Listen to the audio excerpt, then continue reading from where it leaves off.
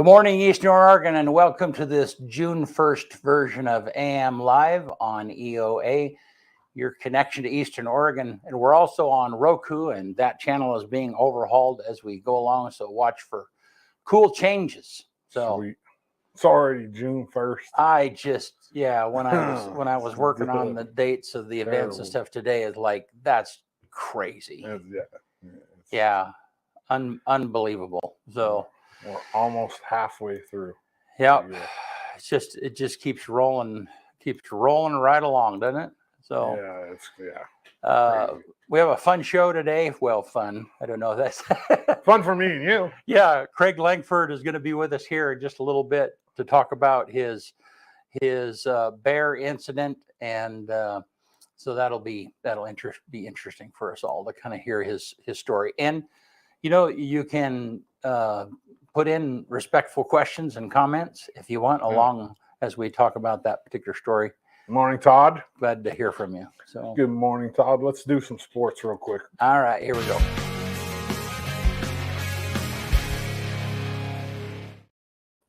This morning sports report is brought to you by Rock & Sons Tire and Auto. If you need anything for your vehicle, JB, man, Rock & Sons, they give back to the community. They have a flawless reputation. Rock & Sons Tire and Auto, east end of Adams and LeGrand. Go see JB and the boys. Sports-wise, LeGrand baseball dropped a heartbreaker Tuesday night, Scappoose. If they would have won that game, it would have been an all-Eastern Oregon state final. It would have been LeGrand versus Pendleton, what everybody wanted, but we unfortunately couldn't get the job done. We had a lead early and just couldn't hold on. What a great run for these senior class this year. These are the ones that were one game away from the Little League World Series when they were 12. They won a state championship last year, went to the state finals the year before. There was no baseball the year before that, you know what I mean? And I say 2019, they win a state championship too if we would have had one. Because that 2019 class was really good, and these guys would have been freshmen. Yeah, and that was the COVID year, right? That was the COVID year. Tomorrow, I'm going to have on my show Meyer Whitmore and Brooke Perry, the state champions from LeGrand. Meyer won the state championship in the shot put. Brooke Perry in the 1,500 and the 3,000. They will be on the EO Live Sports tomorrow. I'm pretty excited about that. All conference for baseball and softball are coming out. I'll get something posted on that in the next couple of days. As soon as I get the emails, I noticed a couple little postings about the softball girls who made all conference, so they should be coming anytime. Let's see. The Shrine Game, man, it's right around the corner. Literally, like right around the corner. It's like 2 months away. Yep. 2 months away. And July 29th, 6 p.m., Baker City. Yep. East-West Shrine Game. Meyer Whitmore, actually, who's on my show tomorrow, we talk a little bit about the Shrine Game because he's LeGrand's representative in the Shrine Game. So there'll be some stuff coming out, some interviews with players and coaches, and so pay attention to that. You can get the tickets on East-West Shrine. You can go to their Facebook page or their website, and the tickets are for sale now. It's go time. Yep. It's crazy. And if you're a business with a regional sponsor, might mention that. Yeah.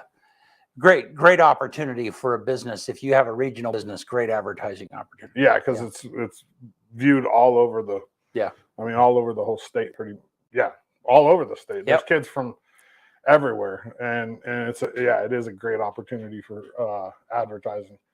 That's all I got for sports. Brought to you by Rock & Sons Tire and Auto right here in LeGrand. Go see JB and the boys. All right. Cool deal. Yeah. So I want to be sure and mention that this episode today is brought to you by Valley Insurance. They recently moved to downtown LeGrand. They were on Washington Street for years, and now they're on Adams Avenue in the old Umpqua Bank building. Be sure and go down and visit Matt and Joel. Really good guys. They invest in the community. Been here a long time. And be sure and check out their services. What does they do? Before we move forward, one more thing. We'll be streaming graduation on Saturday. That's right. So we should talk. Yeah. So it'll be right here on the EOA network, and then it'll be also on LGS LeGrand School District.tv, LGSD. And on the activities website, yeah, right? I don't know if it's going to be there or not. I haven't quite got that all. Yeah. What time does that start? 10. So that's at 10 a.m. 10 So a.m. Yep. Sweet. So pass the word if you have friends and families that are not able to be there. So we appreciate the high school hiring us. They actually hire us to do that. So that's a good thing. So thank you. So let's take a look at there's the weather graphic for today.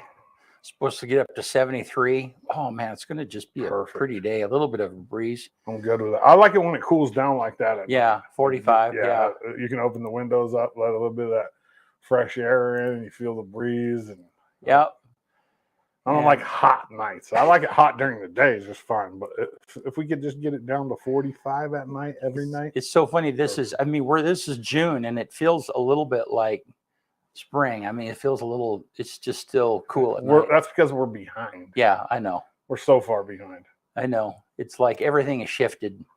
I think it's going to do that every year. It feels like it. I mean, it's crazy. No, and I say this often, regardless of how you feel about global warming, climate change is happening, and everything is delayed about 2 weeks at least now. I mean, that's the only explanation for it. Well, I mean, the climate is changing without a doubt. Yeah, and so definitely, you can debate all day long about why that is and so on and so forth. But even hunting season is that. I mean, you and I have talked about that before. It's like I've gone elk hunting in the past. I mean, 20 years ago, when I would go elk hunting in that particular season, there'd be a little bit of snow on the ground, and now there's not. And so it just makes it that much more complicated, difficult.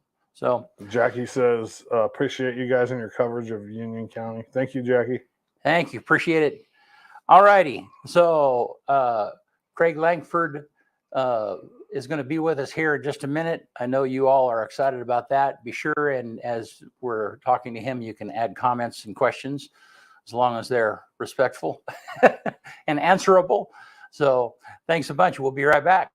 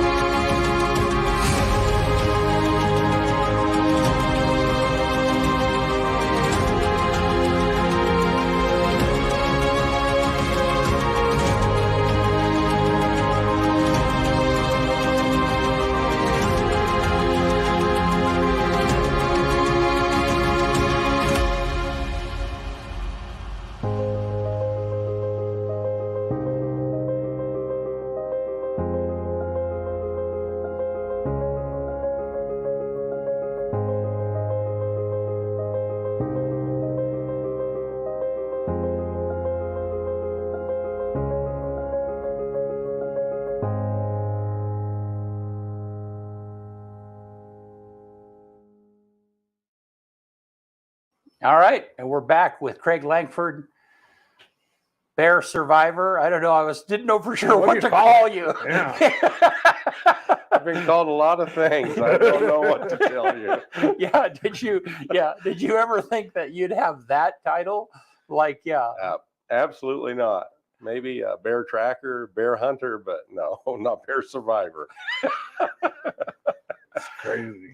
Well, man, I appreciate you coming on and being here with us. And I know that I talked to Trina the day of, and about what was going on, and I know she was pretty shook up. Yeah, maybe more than you. I don't know. What do you? I mean, because I think your life flashed before her eyes. Oh, absolutely. Yeah. The where I realized I had scared her so bad is when she stuck her head in the ambulance and saw me all plumbed up and headed to the hospital, and that was when I knew. But and I did something that all of us do. I left the house without telling her, and I did a lot of bad things. But no, I scared my wife to death, and look back on that, I wish I could have changed a few things. Yeah, that's always sobering. Yes. I mean, when you're in a situation and it's not good for you, but then you see your loved ones looking at you, then it's realized, oh, this is more serious than what I have assessed. Yes. Because I was very apologetic. Yeah. And that's the first thing I said, and she remembers that when she stuck her head in. I said, I'm sorry. Yeah. But with my son living here and scaring him to death, and I had a son and daughter in Europe. I scared them to death. My son-in-law and my daughter in Boise. Yeah, I scared my brother's over the mountains. So it's like, wow. Yeah, I said I'm sorry a lot of times. I didn't mean to do what I did, but stuff happens. Yeah. Well, start at the beginning. Tell us the story. I know that there's been a lot of rumor and speculation from time to time and a couple of different stories, and this is your opportunity to give us the first person account. So, well, I appreciate that. Yeah. And that's why I'm here. Good. Because I'm not one of those individuals. I kind of shy away from the public forum anyway. Yeah. A lot of times. But well, the story goes pretty much starting the bear season. I had an active bear tag, so it was a crappy year. I'll be honest with you. The snow kept me out of the places I wanted to go. I just couldn't get where I wanted to go. And when I finally got to where I wanted to go, there were like 9 days left. And that was actually, I hunted that weekend. I injured my knee doing that. So I wasn't 100% on the day, but injured my knee. And my wife and I were sitting there relaxing that evening. And pretty typical up where I live, we were visited by a bear. And I have a concealed fence that is tough to get through, but they can climb over the gate. And you've seen on TV, bears can do anything. Right, yeah. They can swing by ropes. They can get to bird feeders. And I didn't want this big creature around my livestock.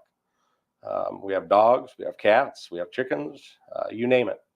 And I had an active tag, too. That's some of the things that are out there that people don't understand too. I could shoot this bear legally.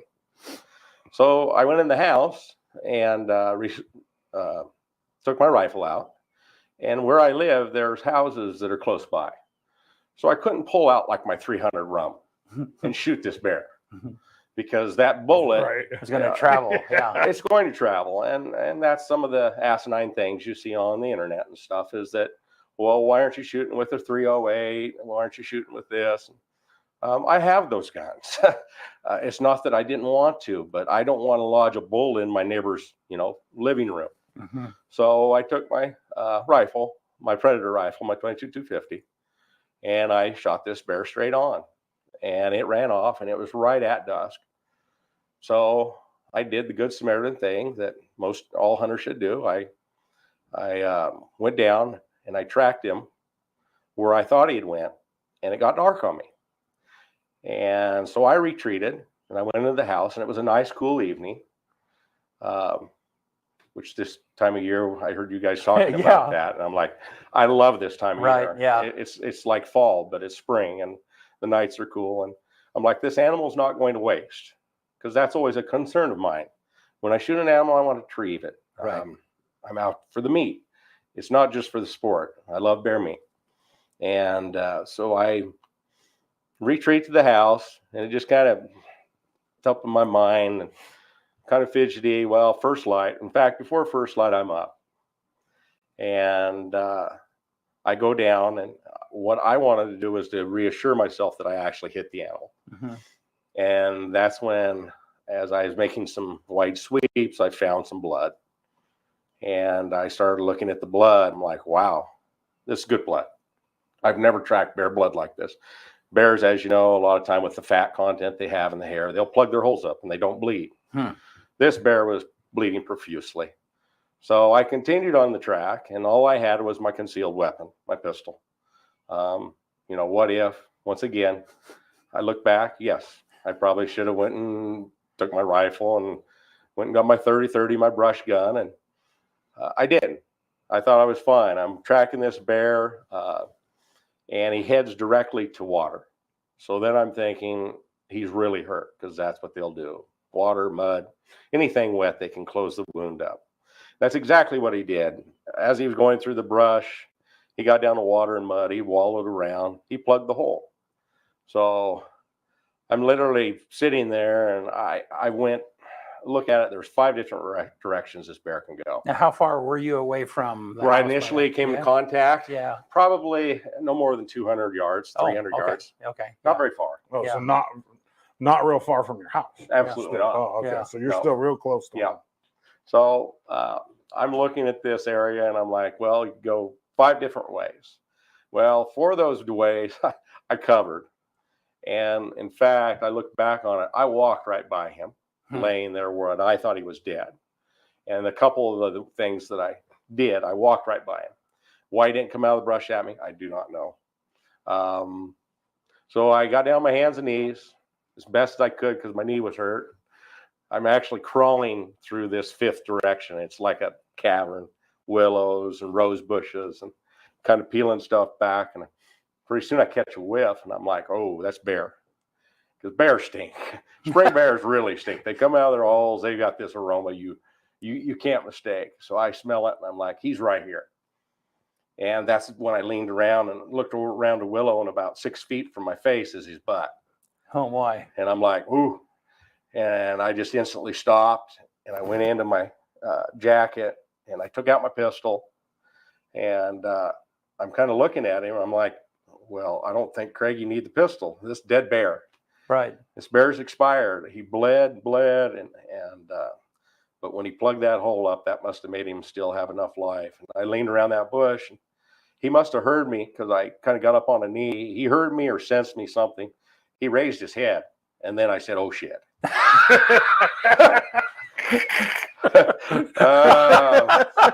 And so here I am, full extension with my pistol. And luckily, he's looking face away from me. And I've heard people, yeah, you track a bear from this direction and stuff. I'm like, come on, guys. When it gets to that point and you're looking for the smallest amount of blood, you're just looking for directional thing.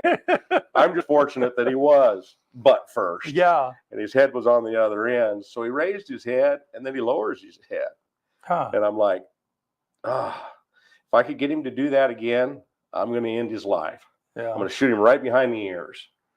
And so I thought, I sat there, and yeah, I'm shaking. Sure, I'm nervous. And he wouldn't do anything. And I'm like, gosh, is he even moving still?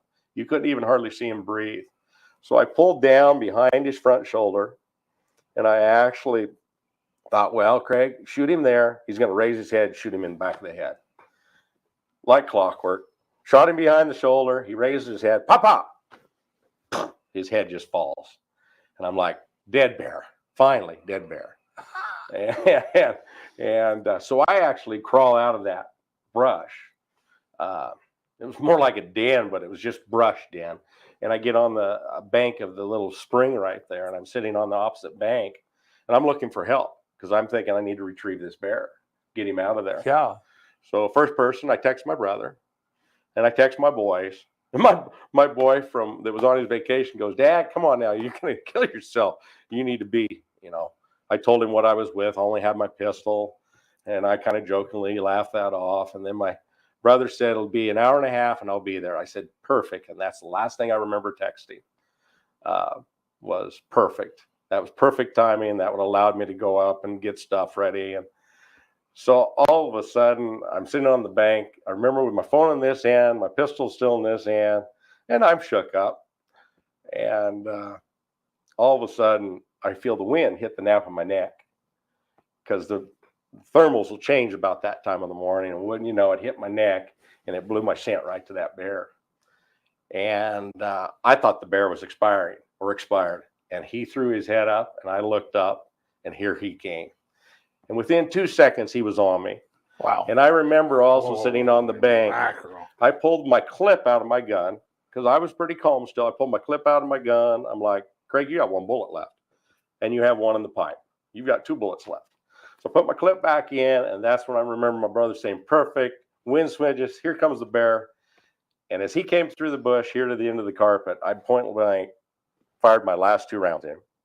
Well, first one I know I missed, because he had dodged kind of to the right, and I shot. I missed him, but when he came back, there was no way. My gun was in his, darn near his mouth, but it was his chest. And I shot, and that's when he hit me. He hit me with his, be like his right pad. Now, were you on kind of level ground or a hill? What was that terrain like? It was like a ditch. Okay. It was more like a ditch. So I'm kind of on this embankment on this side, and he comes running over this side. So he kind of comes up underneath of me. But the first thing he did, which you can see, he didn't go for any part of me besides my upper torso. Of course. Yeah. So he comes at me with his first paw, and it feels like I'm in a fist fight, and he hits me upside the head. Were you standing or were you sitting? I was standing. You were on your feet. I stood to face him. Yeah. Because in my mind, I said, Craig, you got 2 choices. You can flee or fight. Yeah, you got to make yourself big. I knew I couldn't outrun him. Yeah. Point blank. And it was a big bear. I mean, this is probably a 300-pound or 3 to 350, what I'm estimating. He's got me by 100 pounds. And the muscle tone on this thing, too, it's just hard to fathom. But like I told everybody, I said, it's like fighting Coach Carson, excuse me. It's like fighting Coach Carson, put 100 pounds on him, make it pure muscle, give him teeth and claws. And I'm like, that's it right there. And the adrenaline, he's already full of adrenaline because he's wounded. And it didn't take me long to get adrenaline, thank goodness, going. But he hits me. And as he hits me, he scrapes his claws. If I would have had hair across the top of the head, that's where he scratches my head with his claws. Well, instantly, head injury, the blood just profusely. Right, yeah. It just hits my face, and it's in my face. And we wrestle around. And then later, people ask me, were you scared? What did you do? And I said, I did as any person did. I defended myself with my arms and my hands. And I remember using my pistol as a blunt object. I didn't have anything else. And I literally racked him right upside the head with that butt of the pistol as hard as I could. This one, that's why it took what it did. And he attacked it more, or he bit it more. But every time he'd bite it, I just go, oh, shit. I mean, damn, that hurt. And then you'd hit him upside the head. And then I remember one time, grabbing him around the neck, put him in a freaking headlock. And I'm like, what the hell are you doing? Get away from this thing. I got him in a headlock like this, and I'm hitting him with my other hand. And once again, thank goodness he was wounded and he wasn't 100%. So I guess just the fight back, too, that I had is why he finally separated from me and left me or left me alone. But that's the last thing I remember is I remember hitting him as hard as I could. And I had my feet under me. And at that time, you were asking me if I was on my feet. He had me on my back. So I hit him as hard as I could. And I remember putting my legs under him and fully extending, just like working out on the Right, weights. yeah. And I threw him off of me. And he went like 6 feet. Huh. This big old boy went about 6 feet, and he hit, and he kind of come back up too, and then he kind of looks at me like, well, shit, we're done. What I could see, because at that time I thought I was blacking out because all the blood going into my eyes, and I wear contacts, so it was sticking. Couldn't see very good. I couldn't see very good. Later that night, I found out I lost my left contact, and I didn't even know it until the end of the day when I went to take it out. So I'm getting up, and I'm trying to get up the bank as fast as I can, and up and out of there. And my first thought is, I got to get help. I'm blacking out. So once you pushed him off, Yeah. then eventually he just take off? Nope. He stood there. He stood there. He didn't do anything. He stood there. It was the weirdest damn thing you've ever seen. I thought he would charge me again. Yeah. Because I kept turning around expecting him to be after me. He stood there. And it was a great spot. It was cool. There was water there. So he was probably like me. After all that, I couldn't believe how thirsty I was. Oh, wow, I was thirsty. But the blood was making it hard to see. And I remember crawling over the barbed wire fence, and I hooked my pants. And it was down there in that area. And I'm like, oh, I don't have the... Of all the things you're fighting with. Yeah, and then a barbed wire fence. And then I pulled myself free, and I went to the first neighbor's house. And that's the one that has me on video. They weren't home, unfortunately. They weren't home, and I banged on the door, and I thought to myself, Craig, you got to get help. You got to get because you didn't have your phone, right? And he, in the process of fighting, knocked my phone out of my hands. Okay. Because I had it in my left hand, and whether I hit him with it, and that was it. But when they went to investigate the spot where all this happened, they found my phone, my hat, and whatever else was there. They said my gloves. That was the other thing I forgot. I was crawling through all these bushes and stuff. I thought to myself, Greg, you're going to get in some stinging nettles or maybe some poison oak or something down in here, how wet it is. So I put on my leather gloves. Oh. Thank goodness. Yeah. Because half of our fight, I remember the very end when I kicked him off me, I remember he took my gloves with his mouth, because I'd literally grab his mouth and his teeth. Just to keep him from biting me, I grabbed him with my open hands. And they said my gloves looked like pin cushions afterwards. He tore them up. And they had a couple holes in them. And just looking at my hands, that was the thing that amazed me. This one was pretty broke up, but there was no lacerations. So real quick, before you go on, tell us about the wounds that you do have. So you got. Yeah, I had the only spot where I really saw his claws were here on top of my head. Okay, so you got a couple claw marks. Yeah, and these look wonderful because these were separated. They look like the Grand Canyon looking at a bald spot. And that's what somebody said, Lankford, you're lucky you're bald, because you would have had hair, he would have scalped you. I'm like, probably, because I mean he was going for that, but he split that open. And then when he first attacked, this is the first arm that he bit. These look wonderful, by the way. The one underneath. It still looks pretty sore, though. That looks nasty. This one is. Yeah. I say this one's 50%. I told my son yesterday 70. I'm almost up to 80% with my right arm. Yeah. But underneath here, but this is where he just missed my artery, where I feel very fortunate. Yeah. With his, and these are all hold teeth. that up just a little bit more, Craig. Yeah. These are all teeth marks. Wow. And that was the interesting part, because when I was walking out of there, I couldn't use them, and I thought they were both broke for sure. Wow. Been around a lot of broke bones and football injuries and sports injuries, and I'm like, both these arms are broke.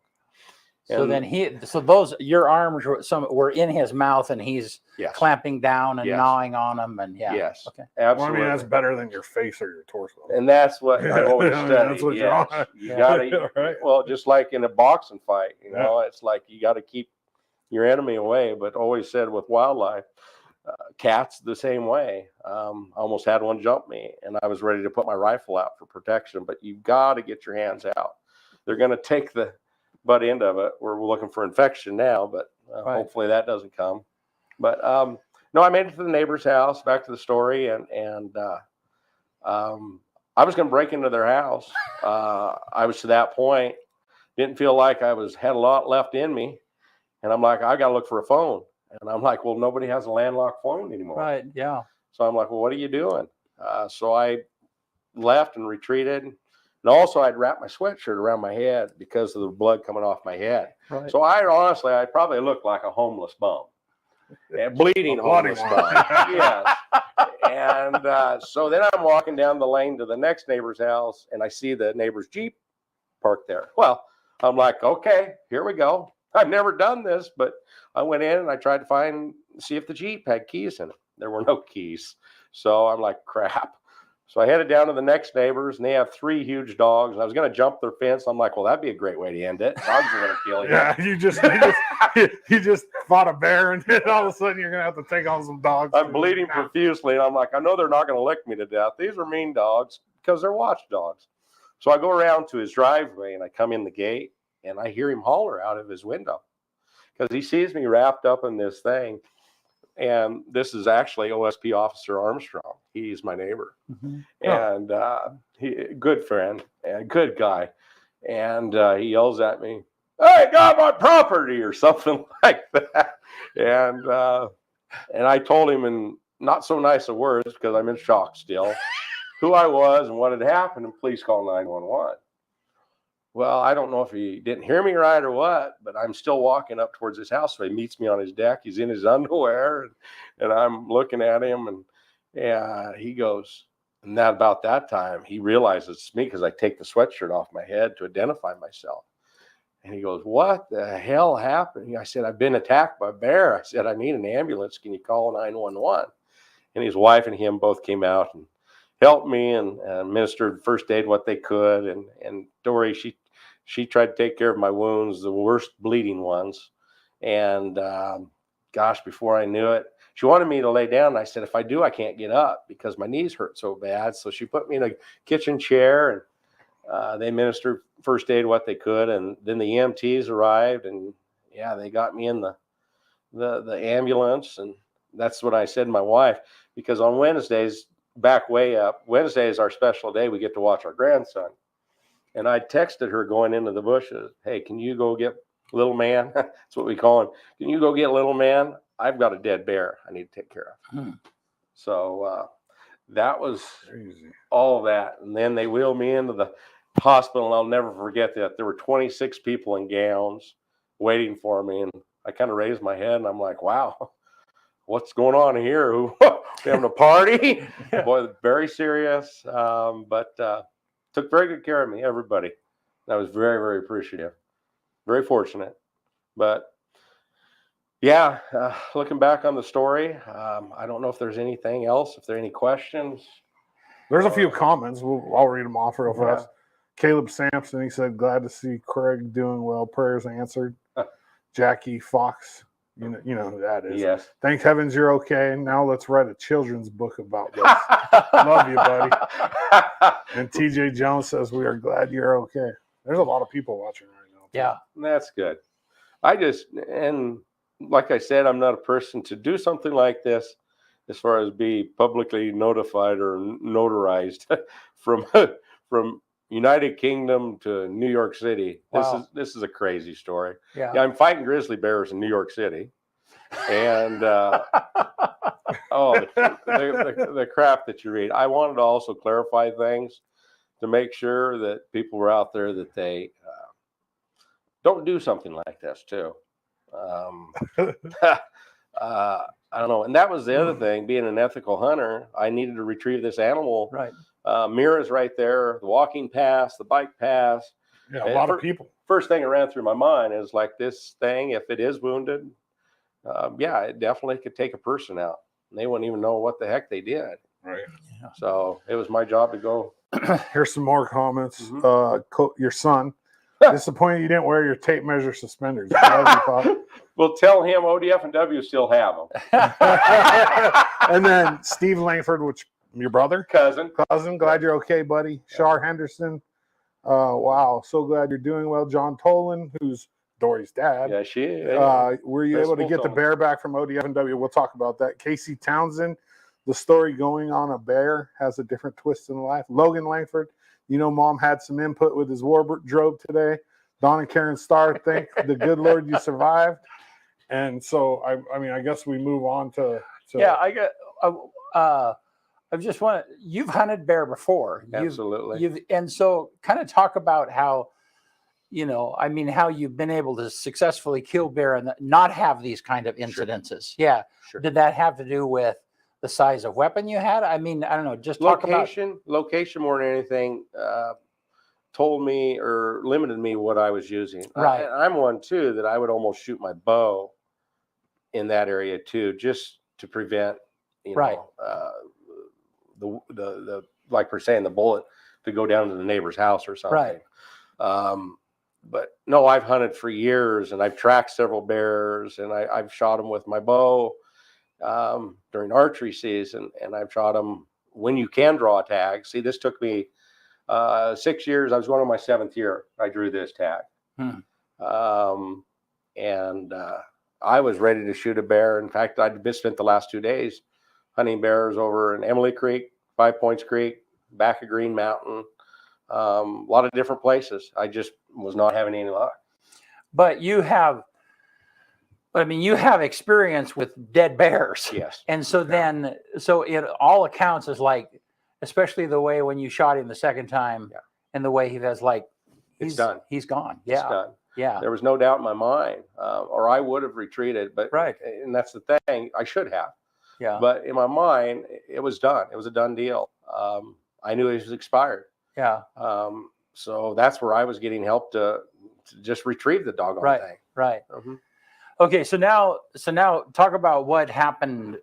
I don't know. Let's talk about once you got to the hospital, your family got, I know, maybe talk about it. And that, I know that's pretty sensitive. I mean, how did everybody learn that in your family that dad's been attacked? You know, how did that go down? And yeah. It was amazingly how quick. Now you said Trina saw you while you were still at the neighbor's house. Armstrongs, yes. Right. Okay. Yeah. Yes. She still had little man. Okay. And then Colby came and got his son. She followed me to the hospital, and I could see her as they were working on me, answering what she could as fast as she could. Right. Because there were people that were notified about this, and we have not the foggiest idea how they even got the information. Yeah. So, but it was my wife. I think her speedy response. I know I wasn't responding to anything. My son, probably being here, he made it to the hospital really quickly. Yeah. He was the one that actually helped me go to the restroom the first time in my paper gown. I think my wife sent you that picture. Hilarious, because I'm sitting there. I'm like, man, all I have left my underwear. They took everything. Yeah, there's there is no decency. No. Yes. So when I'm going to the bathroom, the girl kind of wanted to put a gown or something on me. I'm like, hey, I've been laying out on this table for this long in my underwear. I said, I really don't why want. now? I don't want this thing sticking to these open wounds too. And I said, I'm just going to go pee, and I have to go. 'Cause those IVs hit me, and it was like, wow. Yeah, I have to. And she wanted me to go there in the bed, and I said, no, I don't do that. So I got up and I went to the bathroom. Bless her heart. Yeah. But no, a notification. It's just, it's amazing today how just our way of communicating with each other. It just amazes me. And being a teacher for 30 years and realizing that towards the end of my career, you can't keep anything a secret. No. Oh, no, especially not in a town like well, this. and when I would imagine when you did get your phone back, it had just blown up. 175 messages. I don't know how many phone calls, 175. I just remember looking down there at that little icon, and I'm like, where do I start? Yeah. Because there were some I had to take care of.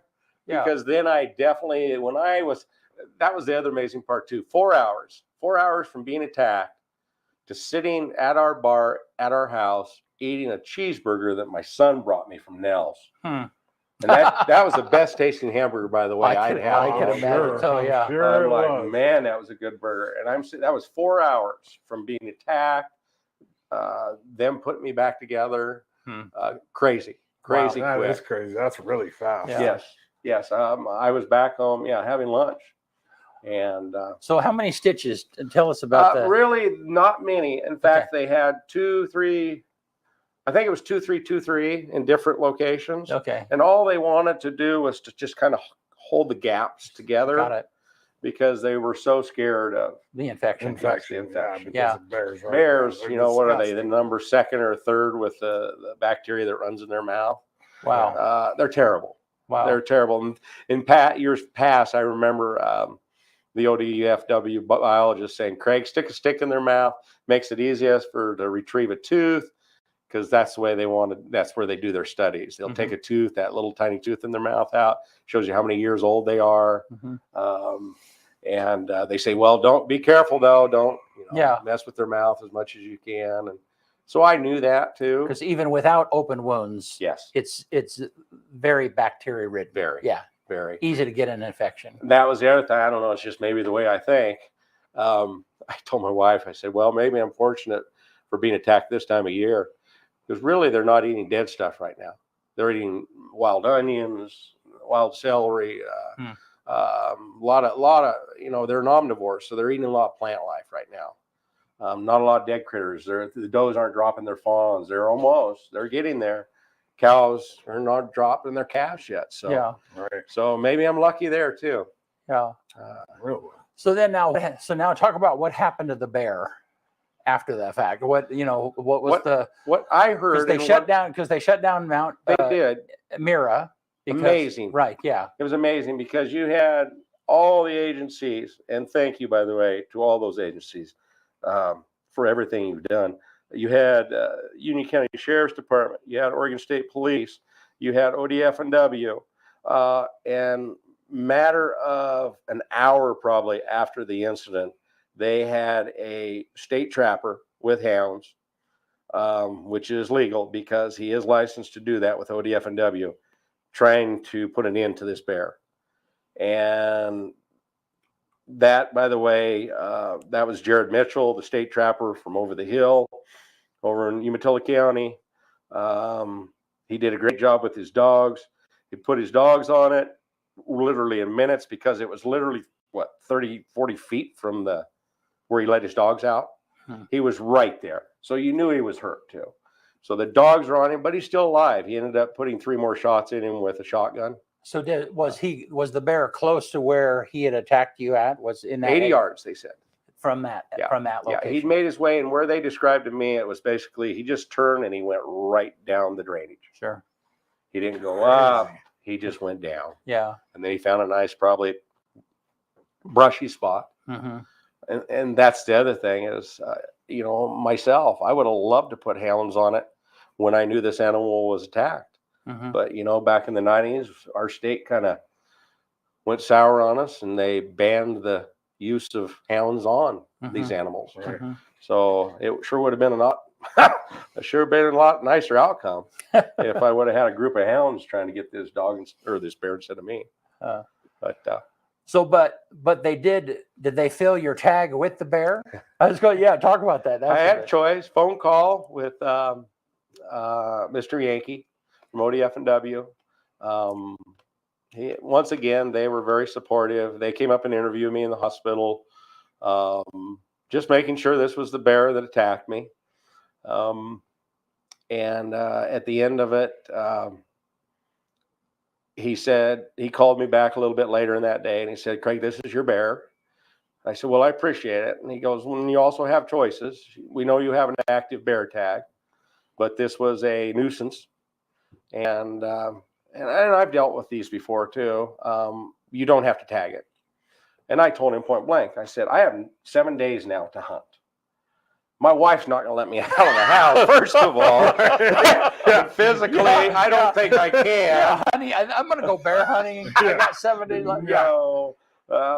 But I said, I can't. I said, it'd be an honor, actually, for me to put my tag. It took me 7 years to get this doggone thing anyway. It'd be an honor to put the tag on the bear.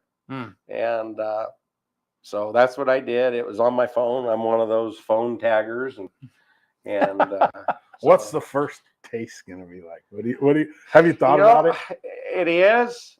And that's the reason why I can't really enjoy cougar, is because I've hunted them. I've gotten so close and I've got used to the smell. Because you're talking about a bear stinking, a cougar is terrible. Really? Male Yeah, cougar. but cougar backstrap's so good. See, and that's the thing, and it is. You make It's so kebabs good. out of it, and it's like pork. Yeah, it's like a like sweeter pork. Yeah. And I have had it, but I just can't stomach it because of what that animal smells like when I actually retrieve it. But they pee on themselves, urinate, they sleep, and they're always in rot, dead animals, and it's one of the worst smells I think you'll ever encounter. A cougar? Cougar. Huh.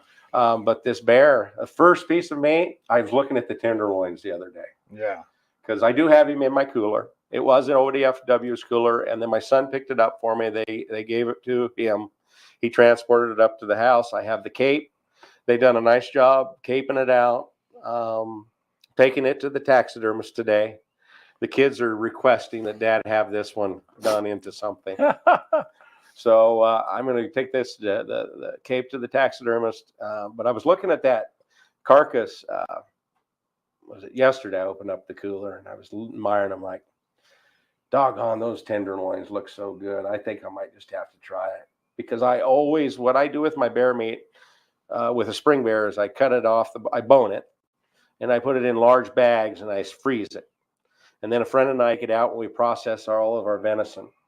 So I put venison, and bear has to go with it, with a little bit of pork, and we make our summer sausages.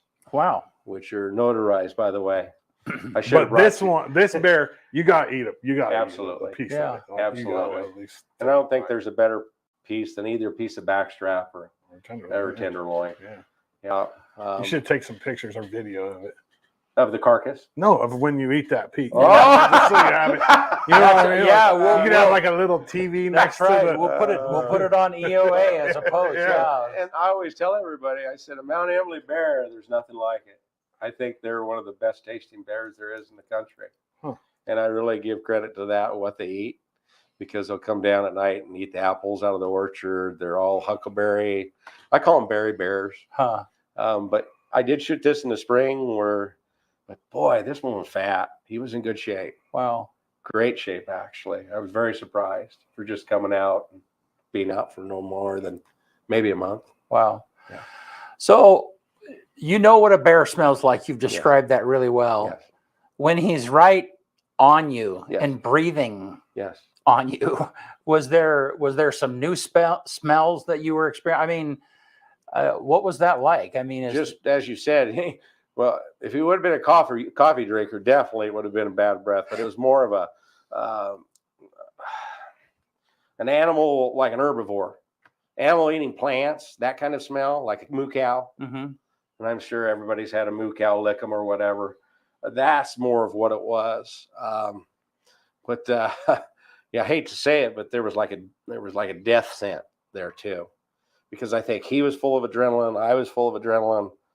And no, I didn't pee down both legs like somebody said I should have or whatever. And there was that smell, but I know that I don't know if he excreted on himself or what, but his mouth and the heat, like you're talking about, and that was the first night. My son asked me if I've been having nightmares. And I said, no, I haven't been having nightmares. But that first night after my attack, I literally couldn't sleep because my brain wouldn't shut off. Mm-hmm. So it replayed that scene over and over. And that's where I was telling you, I put him in a headlock. I'd forgot all about that. Yeah. I forgot all about that until that night. And I laid down my mind. My brain started replaying that. And then I'm like, why in the hell did you do that? Well, yeah, I can imagine. I mean, I wrestled as a kid. Sure. And there are times you'd play around with a heavyweight. Right. And you'd put them in a headlock, and you just you just realize there's no neck to get a hold of. I mean, because it's just, I mean, that was probably pretty sobering. Yeah. It's like, it was huge. What am I doing? It was huge because I could hardly get my arm around his neck. Yeah. And I had to grab onto his fur to hold on to. Yeah. And that's what I thought too. And you're like, you're not going to choke this dude out. No. He's not going to tap out No. and give up. And that's when like I said, I hit him hard and kicked him him off and departed from it. But I think that was more of a defense too, because I was sick and tired of getting bit. Yeah. How long do you think? Yeah, it can't possibly feel good. How long? Oh, hell no. From the time that he hit you to the time that he released, how long do you You'd think say that was? 5 minutes, and that's way too long because literally this whole episode probably lasts, I would say, the fighting no more than 15 seconds. Yeah. Right. Isn't that amazing? But It it is. felt like an hour to you. Oh, yes. You It felt was like one you of the were in worst fights longest I've ever battle been of your in. life. Yeah. And the muscle, that was the other thing I told you, add 100 pounds to Coach Carson, but just make it pure muscle. And then put his neck at about that big around too, like he's in rut, and claws and teeth on him. No, it's something I don't want to wrestle with again. Yeah. But just the muscle tone of this animal and watching him or looking at him in my cooler hanging there. Yeah. You look at that, and I've always looked at bears and thought, wow. Right. Because their front half, that's the other thing, were like an ungulate. Their back half, their hams are huge, and their front shoulders are pretty small. Well, bears go uphill more than they do downhill, I think. And his front chest mass is just incredible. Wow. Yeah, big. So he's not losing anything on you. You can't really grab him hardly anywhere and have a advantage. Wow. So I have a question now. Sure. Obviously, we can't go back and change time, right? But is there anything you would do different? Absolutely. What? First thing I would have done, and it wasn't necessarily changing my rifle that I shot him with first time. But as soon as I saw blood, and I know better, I should have taken my tracking gun with me. Which is 30-30. The 30 Brush brush gun. gun. Brush gun, open Yeah. sights, point and shoot, Yeah. lever action, 7 bullets. Yep. And it's a slow moving bullet. It's not going to blow up. And like you say, you're going to have a lot of ridicule of people of, carry a 45, carry a 44. Guys, I have these guns, and I carry them certain times, and I probably should have had one. But that was the other thing. I'm glad I also had it out. Right. Because I didn't even think I needed to take it out. And hindsight's 20/20. Like, of course, people are going to say you should have done that, but reality is you were in the situation and probably didn't even cross your mind. No, it did, because crazy. I've done this several times. Right. So it wasn't like the first rodeo. So it's like, yeah, but I don't know. But that's life in general too. I mean, live and learn. Yeah. Thank goodness I'm living. Absolutely. But I've learned from this. But and the ridicule, I had to chuckle. Little old lady talking to some acquaintance of mine, I forget who it was, saying something about, oh, the idiot, he was out there hunting bears with the 22. I'm like, well, no, I wasn't hunting them with a 22. I had a 22 on me as a self-concealed weapon, and that's what I ended up using at the end. But no, I didn't initiate this whole thing with a 22. Yeah, you didn't go grab a 22 and say, I'm going to go get this bear. But I know how that is when you're kind of investigating something, you find a blood trail and there's a lot of blood, and it's like, oh well, maybe he's just. I mean, he probably is not going to be able to survive the night losing this much blood, Right? And so then it's like, I'm not going to go back to the house and get a different. So I know how it is in those situations. Yeah. And that was another thing that I know that another lady said, that I was embarging on its territory, and I had to chuckle about that because we all have, and we all are. Wild animals roamed in a lot of different places years ago, and look at all the animals in town right now. Yeah, I could say that about anybody living in town. Yeah, and then that argument's invalid. Yeah. Well, it's just it's a total difference in philosophy. I mean, I remember when I started hunting, with my dad, and one of the foundational things that he said was, God created these animals for our benefit, as human beings. And so I'm pretty sure it says that in the Bible. It does. It does say that. Yeah. But the point is if you don't start with that foundation, if you go to a place where you think the life of any animal is totally funny. Somebody somebody did a survey a while back to if there was a total stranger and your dog were drowning at the same time, who would you save? Oh, wow. Yeah, and many people chose their own pet. Yeah. Partially because their emotional connection, but partially, I mean, there's a group of people out there that believe that human beings are just another animal. They're not, their life is not any more valuable than any other animal out there. And so then if you follow that train of thought, then yeah, you're on their territory. Yeah. Your house is built in the middle of their property. Well, Yeah. It's a beautiful spot, though. If you ever come up, Yeah. we couldn't live in a more beautiful place. Boy, that's really. the truth. Hey, the when you told the story about Justin coming out on the porch, it was just plain. I mean, I know them really well. I've known them since we were little, and just him in his underwear, like, oh man, I wish I would have been there for that, because I can just picture it and exactly what he said. Like, some choice words came out of his mouth. Absolutely, absolutely. And I saw him walk by the big. Probably his dining room window or living room window, or one or the other, and I'm like, that dude's in his underwear. And sure enough, when he came out on the porch, and I would have done the same thing. I wouldn't have got all dressed up. No. Yeah. And then he found out who I was, and then it was like, oh man, what the world! But great people, though. They took very good care of me. Yeah, they're good people. Yes, I just hated to scare them as I did, because here I am, like I said, bleeding profusely. And we knew both of my arms were broke at that time, which I'm blessed that they weren't. But the deformity, that's why. Because of swelling? Swelling. Yeah. Instantaneous swelling. Yeah. And you were talking about when he'd bite me, that's what it'd feel. And I swear you'd feel like the muscle tissue and the crunching and hear it and feel it. And then when I looked at my arms, they were so disformed because the muscle tone was all squeezed out in one spot. And when the doctor came in to us in the in the emergency room later and said, Greg, you don't have any broken bones, I thought, you got the wrong x-rays here. Wow. There has to be. Wow. But no, there weren't. So awesome. 900, my wife looked it up, 900 PSI. That's the bite of a bear? Average bear. Pounds average black bear. Wow. Wow. Yeah. Now, you were saying earlier there's been 5 bear. This is the 5th. Interesting. I'm the 5th. I guess you could call it lucky. This year? No. Okay. In history. Oh, really? Yeah. And it's everything from, I saw there was a lady that got, like, her and her dog, she had a little scratch on her leg. And but I think out of the 5, I think there were 2. This was like the second pretty good mauling. Yeah.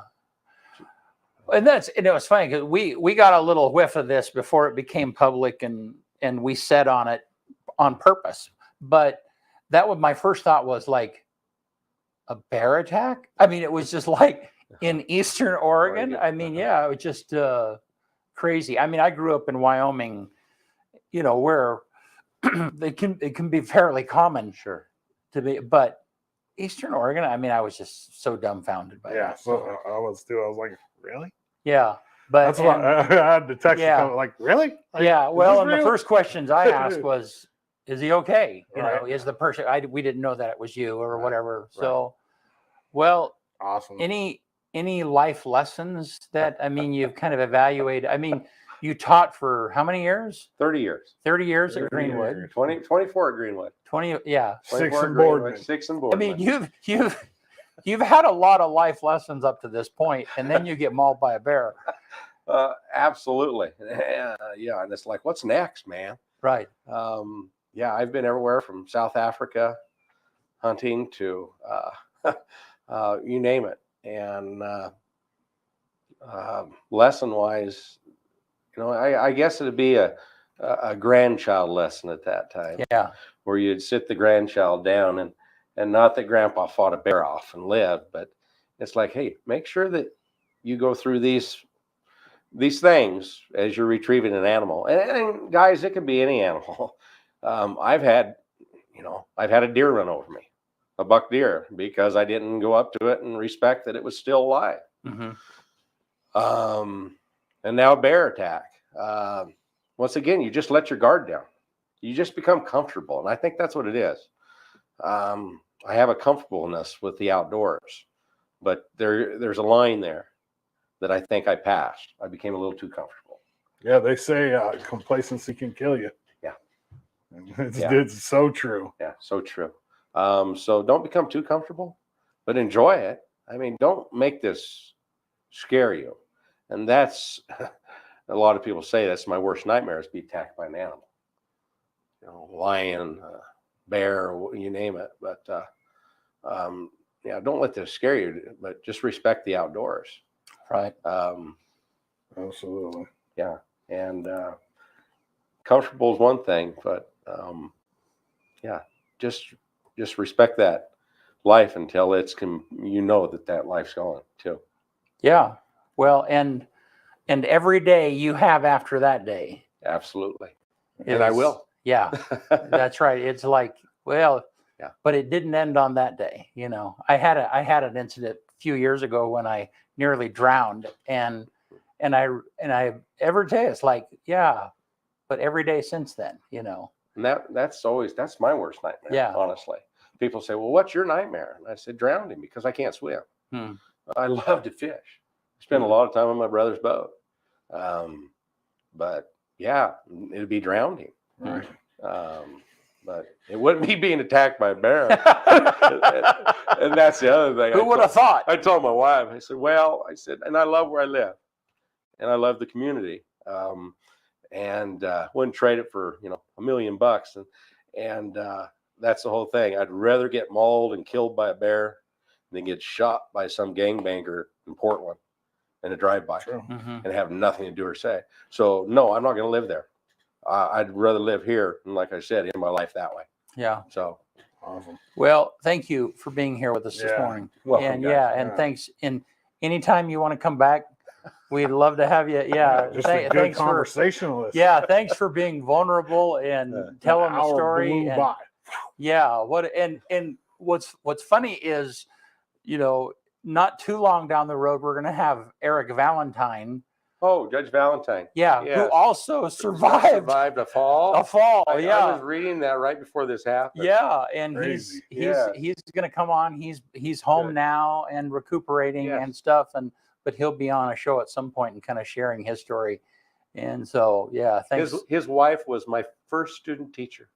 I was her student teacher. Oh, right. That was my first job over at Riveria, Meg Valentine. Wow. Oh, really? Yeah, small world. Yeah, and she was a principal. Was she at Green? She became a principal. Okay. Not at Greenwood, but over there at Riveria. Okay. Oh, that's right. That's right. Yeah. Yep. Wow. All righty. Well, Kyle, you want to get us out of here? Yeah, let's do it. This is going to be quick. Okay. On this day, June 1st. What is today? Yeah, June 1st. Oh, my gosh. It's crazy. 1796. The very last of Britain's soldiers withdrew from the United States. 1796 on this day. Wow. On this day in 1861, the first skirmish in the U.S. Civil War was held at Fairfax Courthouse in Virginia. So that's what? What year again? 1861. 61. Okay. 1869. Thomas Edison was granted his first patent for the electric vote recorder. That was Thomas Edison's very first patent. 1880, the first pay telephone service in the United States is installed in New Haven, Connecticut. 1880. 1961, FM multiplex stereo broadcasting is heard for the first time. 1961.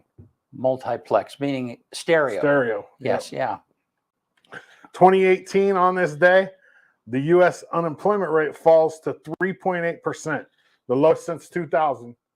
But then COVID kind of destroyed that. I mean, it really did. Now people don't even want to work anymore. It's just crazy. Let's see here. What was the number one movie? What do you think the number one movie was 40 years ago on this date? 1983, June 1st. It's a huge movie. Huge. And if you already looked at it, let him guess. No, I don't. I did. I saw the 83. 83. This time of the year. Huge movie. That was a year after I graduated. Yep. Star Wars? Return of the Jedi. Return of the Jedi. Oh, yeah. Okay. 1983, June 1st. And then the quote for the day to get us out of here. It's not the load that breaks you down, it's the way you carry it. One more time. It's not the load that breaks you down, it's the way you carry it. Boom. All righty. Appreciate you for coming on, Craig. Thanks, awesome. Guys. Yeah. Thank you, Eastern Oregon, for watching, and thank you, Craig. You're welcome. Thank you to our sponsors who sponsor Absolutely. the show, and shout out to Valley Insurance, downtown La Grande. Yep. We'll see you Tuesday.